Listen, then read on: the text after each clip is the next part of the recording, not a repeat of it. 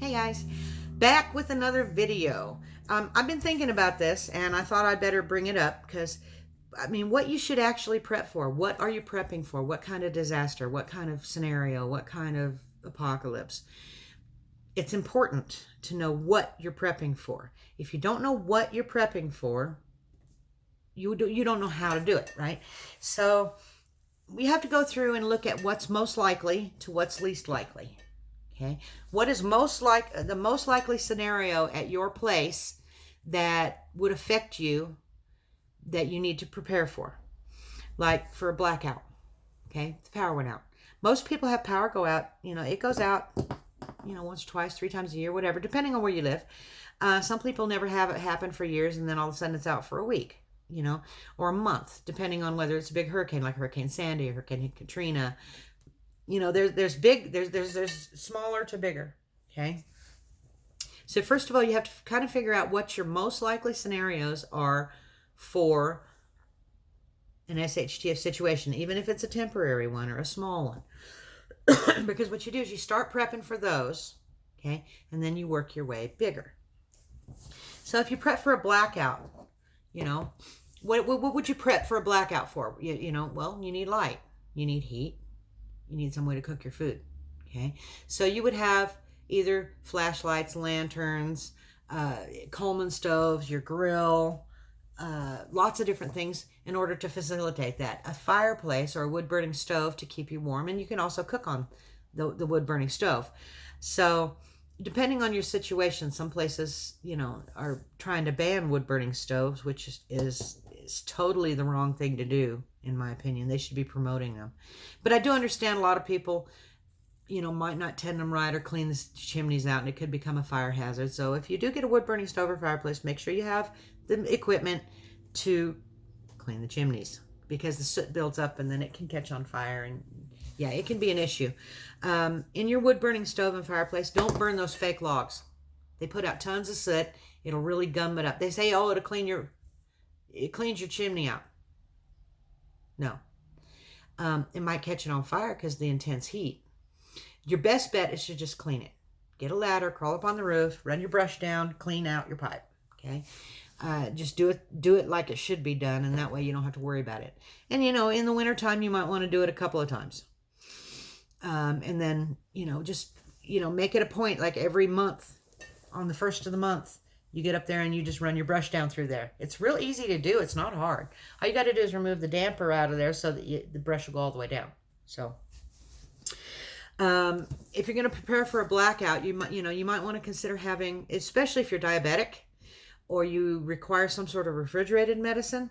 If you got 200 watts of solar or 300 watts of solar and 200 or 100 amp hour batteries, whether that be lithium or deep cycle, you get a charge controller, the batteries, and then you can put an inverter on it if you want to run something. But the best way to do it is get a 12-volt appliance like a compressor fridge. Okay. You can also get 12-volt freezers, chest freezers. So if you have a lot of food in your freezer, maybe you would rather run your freezer off the solar rather than depend on your electric company. Not to mention, once you've made the purchase, it's free from then on out. So you don't have to pay X amount of dollars a month to run that freezer, because your solar's taking care of it. Now the solar panels, you can get a 400 watt solar system for X amount of dollars. You can shop around. Renogy makes a good one. Okay, RENOGY. They also have charge controllers, which is what you're going to need so it doesn't overcharge your batteries. Super easy to hook up. And then from your batteries, you go out to your 12-volt appliances or to your inverter. Okay, and if you have a 12-volt to 110 inverter, so that you can plug in something to run, like whether that be a microwave or a fan or whatever. So it's real easy to do. There's plenty of information out there. You can buy a kit that's all inclusive except for the batteries, and that way, and they'll come with instructions on how to hook it up. It's not difficult. Missouri Wind and Solar is a good place to get stuff, and then Arizona Wind and Sun. Those are two places that I have had a lot of good recommendations from. So that gives you a place to start. In your blackout kit, you may want to, if you don't want to do the bigger things, but you're worried about having, a USB chargeable headlamp, you can get a folding solar panel like the Goal Zero. It costs a little bit, but if you're going to spend the money on a foldable solar panel and you buy the cheap China knockoff one and it fails you, it would have been better to buy the better one to begin with. Some things you do have to go ahead and just jump up and buy something that's got a track record. So, they have ones where you can plug 1 or 2 USB devices in it, set it out in the sun, and let it charge. They have little power banks that'll solar chargeable. You can get solar charged battery chargers, like for your AAAs and your AA's and stuff like that. You can find those, and that would, especially for a short-term situation, that would really work. Okay. You need to know, what's the chances of you having your power out for 2 hours? That's pretty high. You don't have to worry about your fridge and stuff in 2 hours. You might need a couple of lights and whatnot. But if it was 24 hours, okay, or a week or a month, so you would start out prepping out for the 2 hours. Okay, I need to have some flashlights and batteries because, it's going to be out 2 hours. Well, then after you get the 2 hour stuff, then work on stuff. Well, what would keep me going for a week? Okay, or what would be keeping going for 10 days or a month, or, or even permanently. Because, if an EMP, that's kind of a permanent thing for several years. Okay, even with an EMP, they're eventually going to get it back online. Okay, but the infrastructure is still going to be there, even if it needs repaired, and even if they have to start small and work their way out from a central hub, they'll eventually get it back on. But in the meanwhile, chaos probably will ensue, and that's part of the reason why you prep, so you don't have to deal with that. Now, another type of, we'll get over the blackout and the solar thing. Another type of prepping you might want to do for is a job loss. Okay, that's quite possible, especially if we had a recession or a depression or something like that. You have to prepare for job loss. Okay, even if you're self-employed, you have to prepare for job loss, because if a major depression hits and your business goes under, you're out of a job. So, you have to definitely prepare for job loss. And that means having extra food and water, so you don't have to go to the grocery store. Keeping your tank 3/4 full or more. Okay. Just top it off. When it hits 3/4 of a tank, just swing by the gas station on your way to going somewhere and just top it off. And that way you've always got a full tank of gas. If you have, or almost full, if you have a shed that's away from your home, you can stack 5 or 10 gallons of gas in there. Make sure you rotate it. Don't just put some stable in there and call it good and leave it and forget about it. None of your preps should just be bought and forgot. Okay. Take and, run your vehicle down to a little under 1/4 of a tank, dump that 5 gallons into your car, and then refill it with fresh. And do that regularly. Okay. Because gas definitely has a shelf life. And of course, you're going to want fuel for anything that you might need, like a chainsaw or a generator or, a riding lawnmower or a tractor to till your garden, anything like that. You might want to consider having some extra fuel on hand for that. Do not store it in your house. Don't store it in the trunk of your vehicle. Don't store it in your garage. Don't store it in your shop. Store it in a building away from everything else. Okay? Even if you have to put together a shed made out of pallets and covered over with some scrap sheet metal or some heavy duty plastic. Just make sure it's away from your home. Because of the fumes, 2, because of the fire danger. Okay. If it did catch on fire, if something happened and it did catch on fire, you don't want it to burn up your place. Okay. So you definitely have to worry about that. Now, as far as the job loss goes, you're going to have to worry about, especially if the end of the world hasn't happened and you still have bills. Okay. And I know that for some people, this is going to be super hard to prepare for. I get it. Okay. Because I can't do it myself, but you should have extra rent money if you pay rent. Okay. In cash, stashed in your home somewhere. And there's videos on where to stash stuff where robbers can't find it. Not the freezer. Don't put it in the freezer. You're going to want extra money for rent, utilities, and if you need 2 groceries, but hopefully you've stocked up on those. Okay. You're going to have money for extra medicines if you have to take medicines. Okay. You're going to want extra money for diapers if you have small children. If you're using disposable diapers. If you're not, you're using washable diapers, then you're going to have to worry about money for the water bill if you have to pay for a water bill. And if you're out in the country, then you're going to need a well bucket so you can draw water up out of your well. So for a job law, there's a lot of people out there, and I'm sure everybody knows exactly how bad a job loss can hurt somebody. You can lose everything. You can end up living in your vehicle. Okay? Been there, done that. Okay. Now, one other thing you might want to, you need to prepare for a personal injury. What if you fall and break your leg and can't work? Even if they're going to give you your job when you get well, okay, give you your job back. What are you going to do if you can't work because of a broken leg or something? Okay. My son, he was 17 at the time, but it could have been older, it could have very well happened. He fell 77 foot down a waterfall at Turner Falls, Oklahoma. He would fall 20-foot, hit rock, hit fall 22-foot, hit rock, and then all the way down it was like fall, bam, fall, bam, fall, bam. And he ended up fracturing 5 vertebrae in his back. He broke his heel off. I mean, it wasn't disconnected, but it was broke all the way off the ball of his heel. He broke his tailbone, cracked some ribs, bumps and bruises everywhere, all kinds of problems. And it laid him up for quite a while. And he was lucky that he didn't become paralyzed. And he was lucky that he was able to overcome it. And it still bothers him because they had to wire his ankle back together. And so he doesn't have a lot of flex in his foot. So his right calf is smaller than his left one. So, or is it left? Anyway, one of his calves is smaller than the other one because he can't really work it. Okay. So you got to worry, you got to prepare in case you have a personal injury.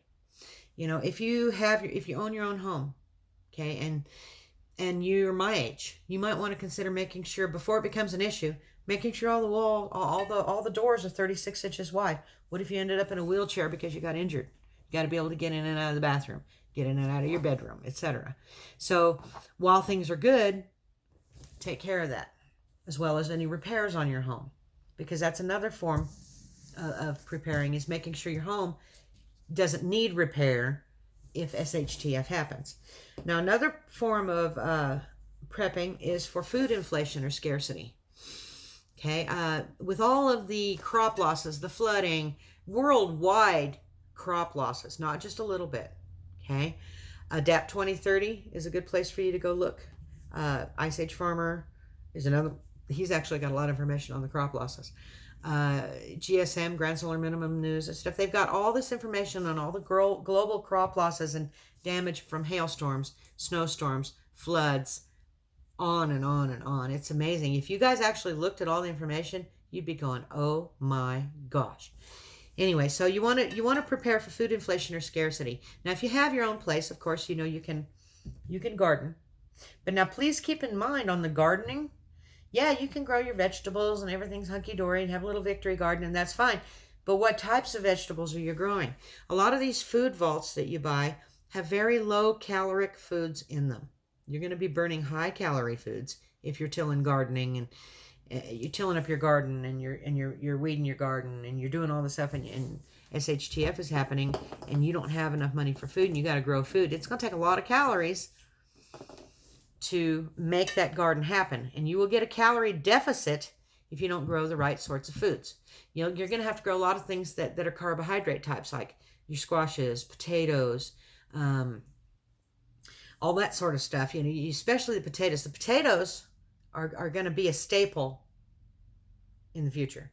Okay, people are going to have to grow their own potatoes because the potato losses, for one, but for two, with high calorie foods like that, your body needs it to burn.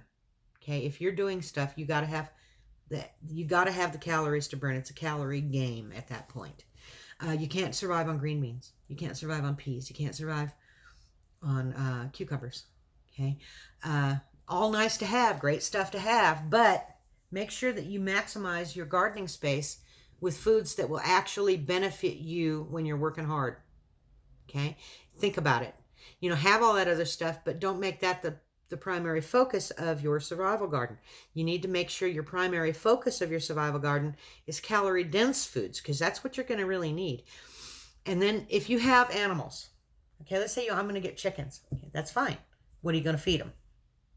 You're going to have to plant a garden for your chickens, or your hogs, or your cattle, or something. You're going to have to plant something to feed them and tide them over the winters, especially if you're in the northern latitudes, because the winters there can run 7-8 months long. So you have to be able to stock up on food for them. They'll just die. Okay, or you'll have to just eat them rather than see them die. Now, chickens can fend for themselves for some, for most of their food, but that leaves them open to predators like, coyotes, dogs, hungry humans. Okay, rabbits is a good one to have for meat. They go pretty well. And goats, you can stake those guys out during decent weather, and they browse trees and shrubs. But you still have to worry about them in the worst of the winter months. And then, of course, there's things like dewormers, sicknesses, illness, antibiotics for them, anything like that. Okay, you need to have enough of that stuff stockpiled to last you 2 or 3 years. Diatomaceous comes to mind for deworming. Okay, it's easy to store; it doesn't go bad.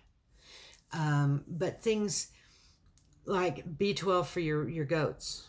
Okay, they get deficiencies. So you can stockpile mineral salt for your goats, which will help a lot. Okay, you can get it in loose form or block form. And that's good for your other animals too. They got those little salt wheels for your rabbits and stuff.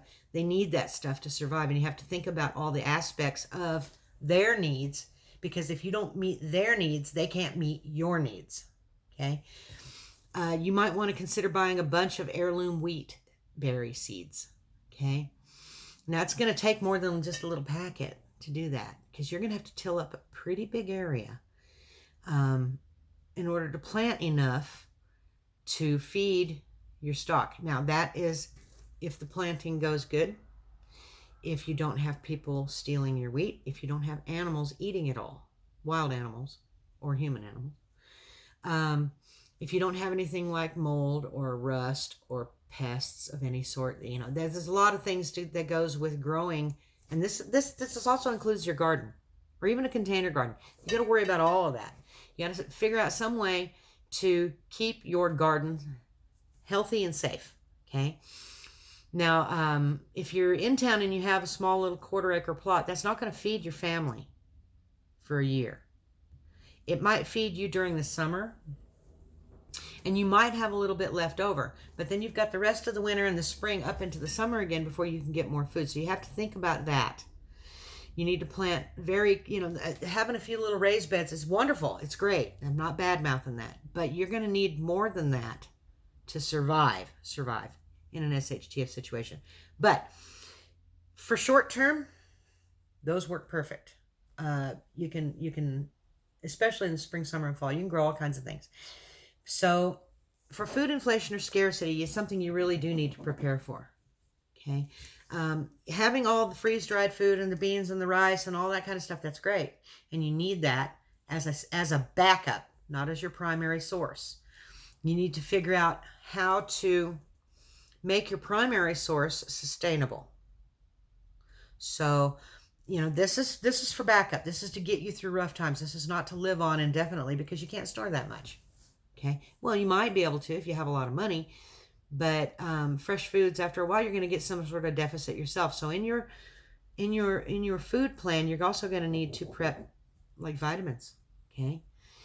Things that your body may need that you're not getting from the food that you have.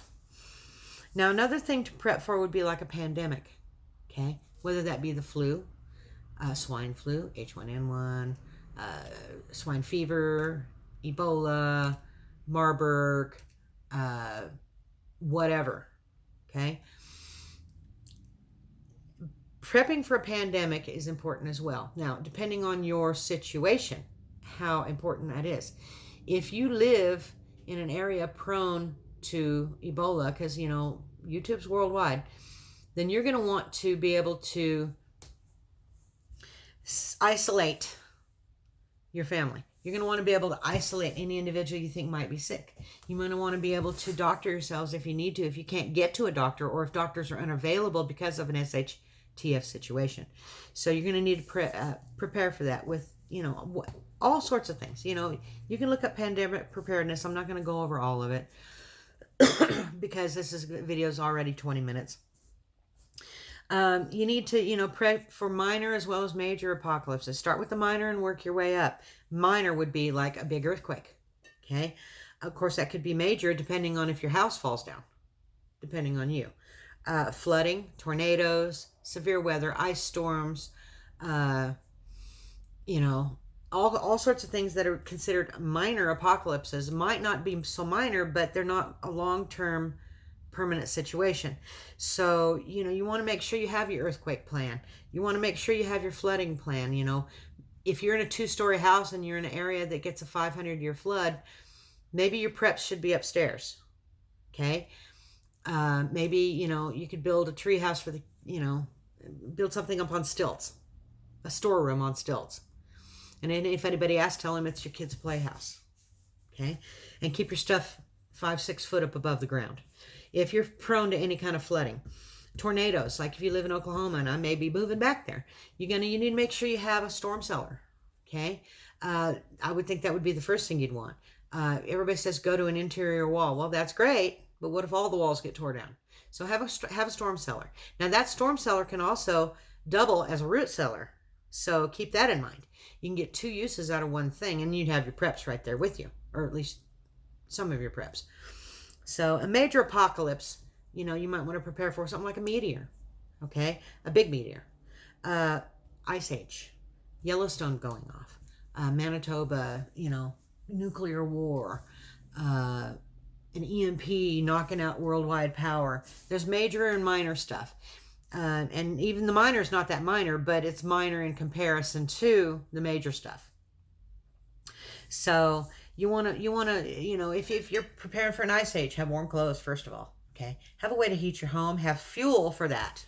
Okay. That's a big thing too. Now, some gases, I don't know if it's propane or natural gas, or is it butane? After it gets to a certain degree, like 30 degrees, it won't gasify, which means it's useless. Like your Bic lighters, if it gets down to I think it's 30 degrees, they won't light. You have to warm them up in order to get them to work. I don't know about the propane or the natural gas. Now, do keep in mind that if you're in town and you get natural gas, electricity runs those gas pumps. So you're not going to have that to rely on. The only way you can rely on gas at that point is to have bottles of like propane for your grill and stuff, but you can't run the grill inside. You'll asphyxiate yourself. So you're going to want to have other ways to heat your home. Okay. They do have what is it? It's a Wave 3 and Wave 8 heater. It's supposed to be good for inside, and it does a chemical reaction. There's no open flame. Anyway, just look it up. Wave, WAVE 3, and then they have different sizes. They have the Wave 3, I think 6, 8 on it. I don't know.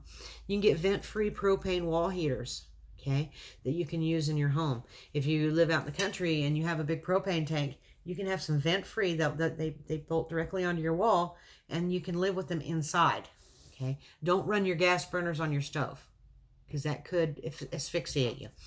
There's a reason that's I think it's the size of the orifices as to whether or not it burns 100% clean or 99.999. They can't say 100%. So that's something to consider. A way to heat your home if it's an ice age. If it's Yellowstone going off, where are you at? Are you 800 miles away? If so, what direction? If that depends on what preps you would need.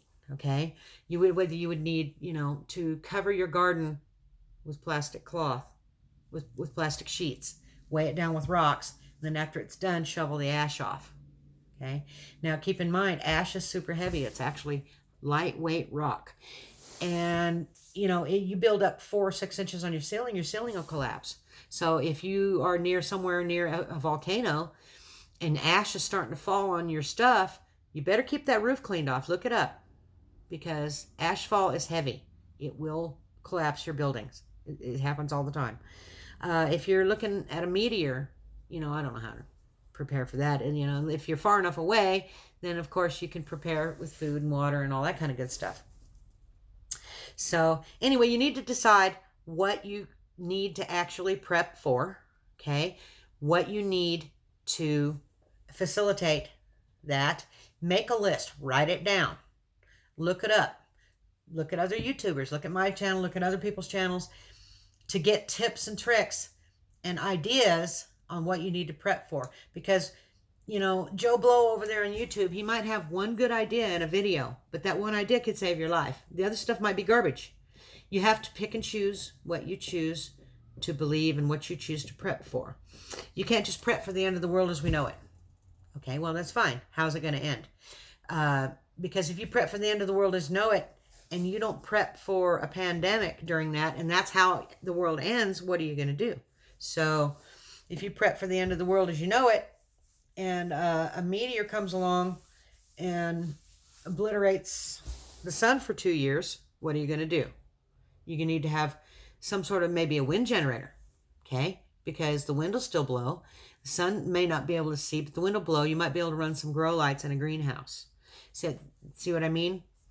So anyway, hit the thumbs up. Tell your friends about it. Share with your friends wherever you want. Check my links down below for an EMP Shield unit, $50 off coupon code. And y'all come back and see me.